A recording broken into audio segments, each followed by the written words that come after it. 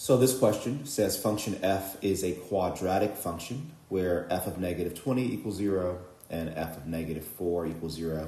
So whenever I see quadratic function, I am thinking two things actually. One, parabola, so that's my visual cue here, which I'll probably end up using, given that I know that when x is negative 20, y is 0, and then when x is negative 4, y is 0, so those are two x-intercepts.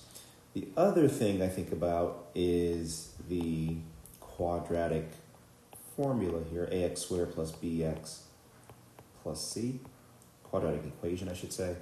And there's some other ways to write that in terms of vertex form, even x-intercept form as well, which could be helpful. But I tend to prefer to think about things visually first, if possible. So let's see what happens. So if I have an xy plane, and I know that I have an x-intercept at negative 20, and I have another x-intercept at negative 4, the question goes on to say the graph of y equals f of x in the xy plane has a vertex at r negative 64. So if negative 64 were here, and that's where our vertex is, that means we'd have to be right in between negative 20 and negative 4 in order for us to have the symmetry that we need to see in a parabola.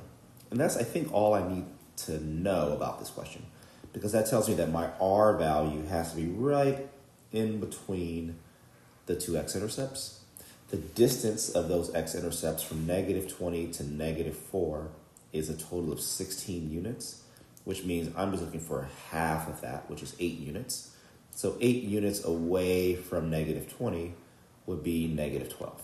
So I'm pretty sure my r value has to be negative 12 in order to make this picture work. And again, I prefer doing that than to start messing around with this formula or even to use these in a vertex form of a parabola.